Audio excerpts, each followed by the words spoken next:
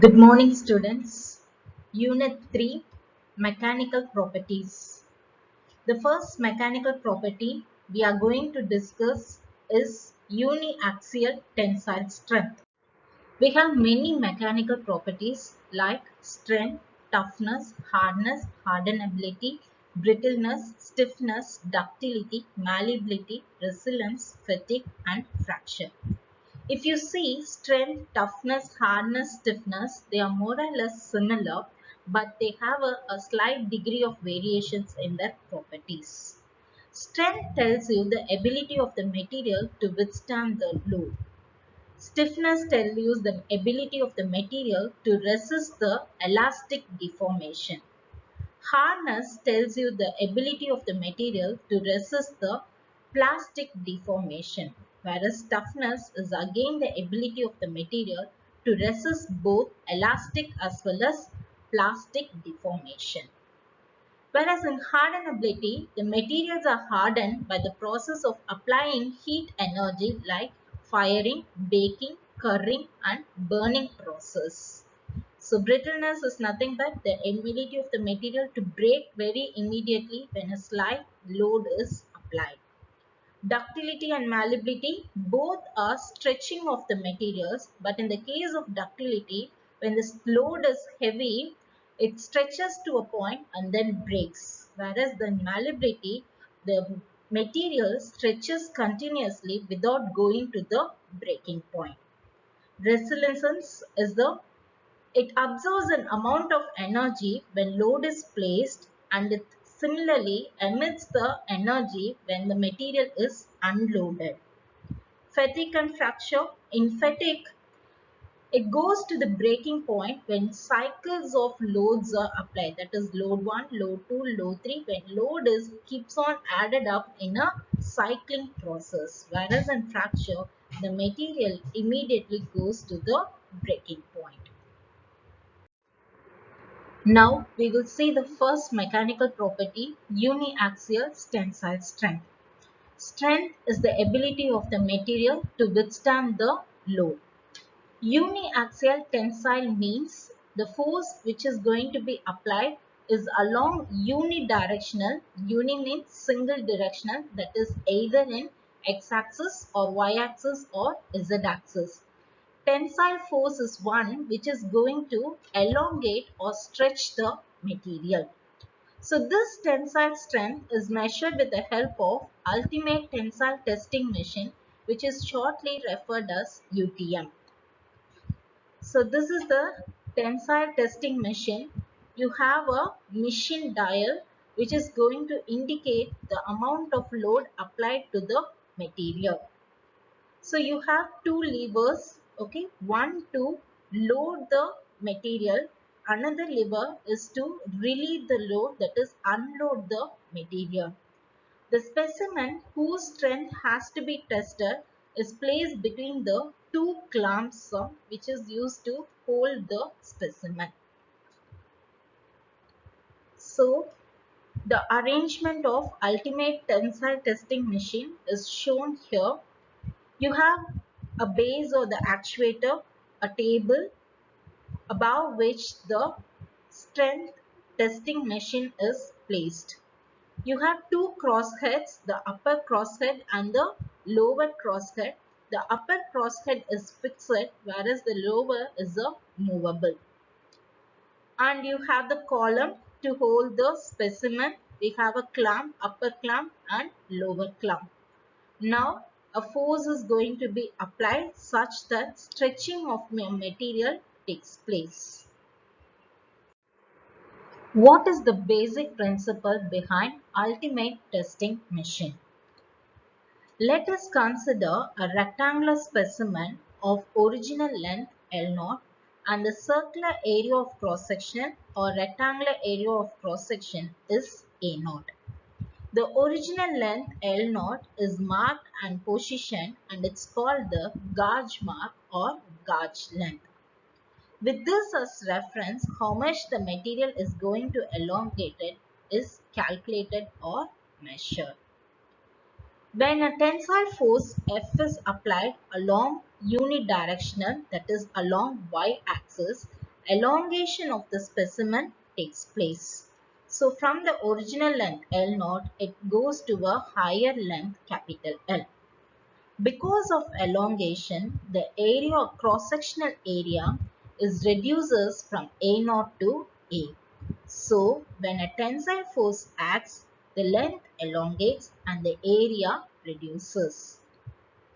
So this is the principle. When an uniaxial force is applied, the length elongates to L and the cross-sectional area reduces from A0 to A until fracture occurs. The applied load as a function of change in length is recorded to determine the stress-strain relationship. What is the procedure or the mechanisms involved when a tensile force F acts on the specimen? First, measure the original length or the gauge length L0 of the specimen. When a known load is applied, a tensile force F acts outward. As a result, elongation of the specimen takes place uniformly. When the load is increased, the specimen elongates more with reductions in the cross-sectional area. With further increase in the load, at a particular point, necking begins. That is, the material loses its stability and deforms plastically. And this is called plastic instability. On further increase in load, the entire force is concentrated at the neck point, so a fracture occurs. That is, the material breaks into two segments.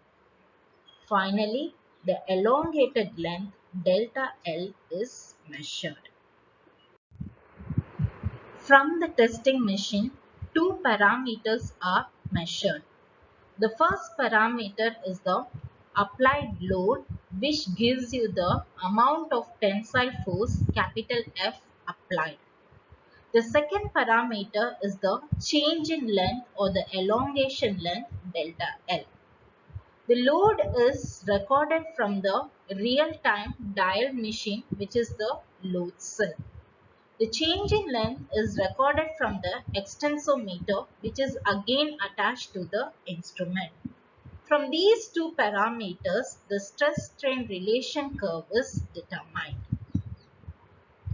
So this is a plot between the applied load capital F and change in elongation length delta L. So we have two regions, uniform plastic deformation, which takes place before the necking point, and non-uniform plastic deformation, which takes place beyond the necking point. So once after necking starts, it ultimately goes to the fracture point.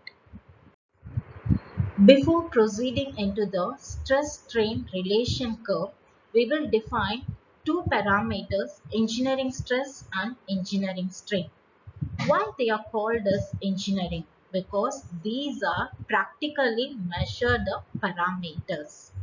The stress is usually denoted by the letter sigma and strain by Fn. The capital E, which is written as a subscript, represents the engineering stress and engineering strain. Engineering stress at any point is defined as the ratio of the applied force or the load to the original area A0, whereas strain is defined as the ratio of change in length to the original length L0. So delta L by L0. Strain is nothing but deformation, any changes in the size and shape of the material. Stress is nothing but how much amount of load a material is going to withstand. This is the stress strain curve for low carbon steel. The strain Fn is taken along the x-axis and the stress sigma is taken along the y-axis. For a specimen, if the stress is applied initially, the strain increases linearly to the point capital A, and it's called the limit of proportionality. At this point, Hooke's law is obeyed. The Hooke's law states that the applied stress is directly proportional to the strain. When stress is increased, the strain also increases and reaches the point capital B, and this is called elastic limit. So up to this point OB, the material deforms elastically. That is, when the applied load is removed, the material retraces its path and reaches to the point capital O. With further increase in the stress, the strain increases and reaches the point capital C. This point is called the yield point or yield stress, denoted as sigma capital S. At this point, the plastic deformation begins. So, when the applied load is removed, the material will never retrace path to this original path but take a new path denoted by the dotted lines CO prime. The amount of strain present between the new positions and the old position is called the permanent set or the residual strain. When stress is further increased and it reaches its maximum value, the strain is also maximum at the point capital D. This point is called the ultimate tensile strength, denoted as UTS, and the stress at that point is denoted as sigma UTS. So at this point the necking begins. So necking begins where the plastic instability is attained. On further increase in the stress, the material directly goes to the breaking point capital E, which is called the fracture. The strain measured at that point is called the fracture strain. To recall again the stress strain curve for low carbon steel, the linear region up to OA is called the limit of proportionality where the Hooke's law is obeyed. Here, the applied stress is directly proportional to the strain. The second region OB is called the elastic limit where the material deforms elastically. The slope measured at any point in this region gives the Young's modulus of the material. Slope is nothing but dy by dx, that is the change in strain by change in stress, delta sigma by delta epsilon gives the Young's modulus capital Y. The point C is called the yield strength or yield point, denoted by sigma Y, and here the plastic deformation begins. The next point capital D is the ultimate tensile strength sigma UTS. It measures the maximum stress that the material can withstand. Here necking of the material begins. The final E point is called the breaking point or the fracture point where the material breaks and the corresponding strain is called fracture strain epsilon capital F. From the tensile test, the following mechanical properties can be derived. The first is the strength of the material, the ability of the material to resist plastic deformation. It is calculated from the yield stress point sigma y or ultimate tensile strength sigma UTS. So the point capital D and the point capital C tells you the strength of the material. The second is the stiffness of the material, the ability of the material to resist elastic deformation. In the initial linear elastic region OB, the slope at this point, the stress as well as strain gives the Young's modulus capital Y of the material. So in this linear region OB, that is the elastic range, if the slope is calculated dy by dx, that gives the Young's modulus capital Y. The third parameter is the toughness, that is amount of energy absorbed per unit volume up to fracture point. So the entire area occupied under the stress strain plot gives you the toughness of the material.